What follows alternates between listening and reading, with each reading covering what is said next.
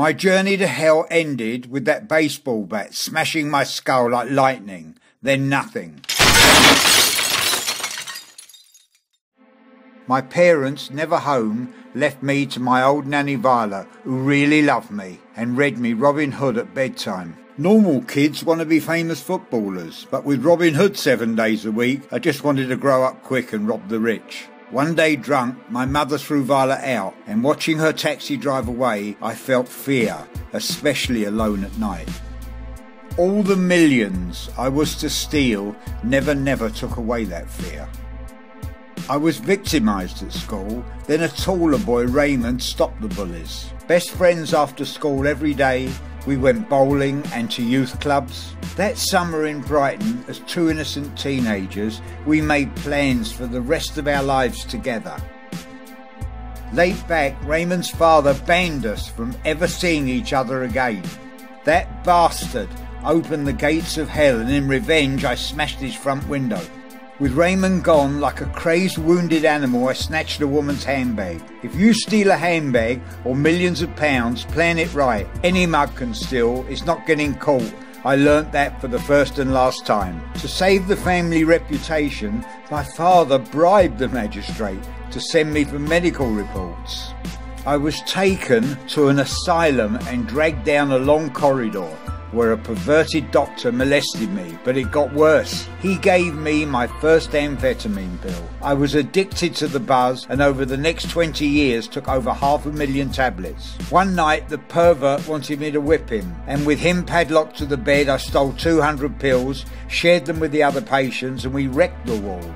To avoid a scandal, the authorities released me. Now 15 years old, I ran away from home, and in a pub in Soho I met Gentleman George, the legendary jewel thief, and begged him to teach me to steal diamonds. In the blink of an eye, I was on a rooftop, climbing into a penthouse where George opened the safe. Savile Row suits, handmade shoes, a champagne lifestyle. For the next 3 years, I was George's apprentice jewel thief.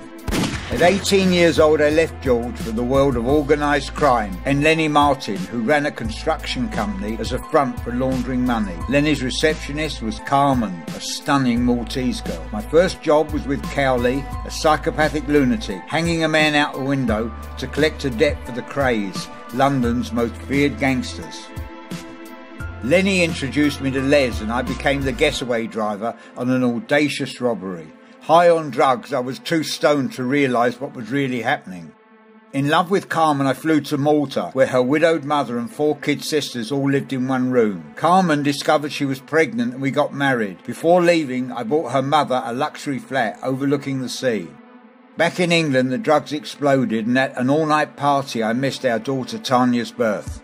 Robberies, suitcases of cash. Carmen had everything money could buy, but as my addiction worsened, the marriage deteriorated. The final straw was Tanya's 5th birthday, when French drug dealers ran. "Leave the party and I'll take Tanya to live in Malta," screamed Carmen. On that boat, I bought 100,000 amphetamine tablets.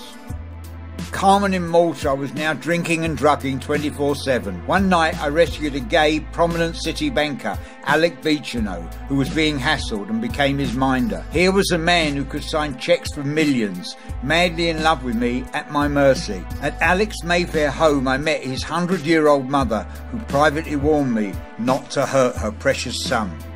Out of my head on pills, I told Lenny everything, and in came the mafia to blackmail Alec to cash £10 million worth of forged bonds. Carmen, pregnant, agreed if I bought her a big house she'd come back to live in England. While I was bonding with Tanya building Wendy houses, Les was planning London's biggest ever wage snatch. And the mafia, they were pressuring me to blackmail Alec. With our second child due any day, the phone rang. Carmen's mother had died. I flew alone to Malta to rescue Carmen's sisters and gave their mother a funeral fit for a queen. Arriving back in England with Carmen's sisters, Les and the robbers were waiting outside the house. It was robbery day. I drove like never before down one-way streets, losing chasing police cars, and up into a removal van, which drove us to the safety of the countryside where the evidence went up in smoke. I'd earned £100,000, but missed the birth of our second child. Arriving home with Carmen and the new baby, the mafia were waiting. They gave me 1 week to get the bonds signed. Next day, I went to Alec's country mansion. Alec's mother sent something and spoke to me alone. Alec loves you, and true love is worth dying for. In that old lady's face, I saw Viola and decided, even if the mafia killed me, I would never betray Alec. Back home, Carmen had left a note. She had gone for good. Alone and paranoid, the drugs were sending me mad. I meticulously buried boxes of stolen cash in cemeteries around London. Returning home, I found a removal van loading furniture. I hid in the van to find out where Carmen had gone. I found her living with another man. My daughter Tanya wanted to come and live with me. With forged references, I rigged a case to win custody of an innocent child. With the mafia looking for me, we lived in a poor area on the other side of London. Inevitably, the drugs exploded and Tanya became my nurse. One day I passed out and the authorities returned Tanya to her mother. I boarded up the doors and windows, and for 6 months never went out, surviving on tinned food. I took drugs day and night. I was now mad, close to total insanity, talking to imaginary people. Drugged, I set fire to the building, reducing it to ashes. Very damaged, I now live for over 5 years in shop doorways, park benches, eating from dustbins. I finished up in cardboard city, where my new neighbours were winos, huddled together at night in cardboard boxes. One night, a gang of drunken skinheads set fire to everything and killed several tramps. An ambulance took me to Phoenix House, a rehabilitation drug hospital where I was admitted. After 5 years on the streets, I just grunted and didn't talk in therapy.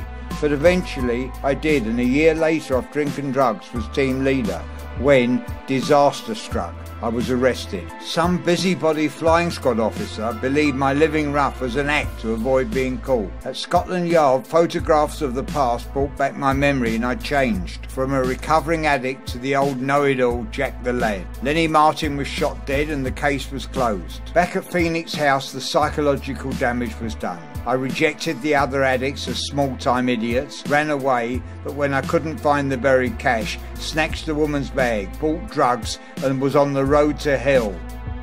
When destiny changed my life, I met a German student in the park and we started talking. I fell asleep with my head on her lap. When I woke, she'd gone but stuffed her German address in my pocket. I was in love with hope for the future. Queuing outside a homeless mission for a free bed, a car screeched up. The driver stared. That night, in the dormitory, I paid my long overdue price for a life on the edge. The mafia smashed my skull with a baseball bat, leaving me for dead. I regained consciousness in hospital and a week later crept out the building. Hitchhiked a lift to Dover, sneaked on board the ferry, and hiding on trains reached the outskirts of Munich. Staggering towards Honey Laurie's village, I sheltered, collapsing in a snow shed. Half dead in the dark, I saw my old Nanny Violet's image. Her words changed my life. You have found true love. Throw away your drugs and start living. That was my moment of clarity. I never took a drug again. Next morning I staggered to Honey Laurie's house, where she hugged me. I was taken to Grossharden Hospital, where a 10-hour microscopic operation put a metal plate to bring my skull back together. Honey Laurie and I got married, and today our sons, Oliver and Julian, are in their 30s. I am Stephen Smith. That was my life, a wasted life. Who knows what I could have become?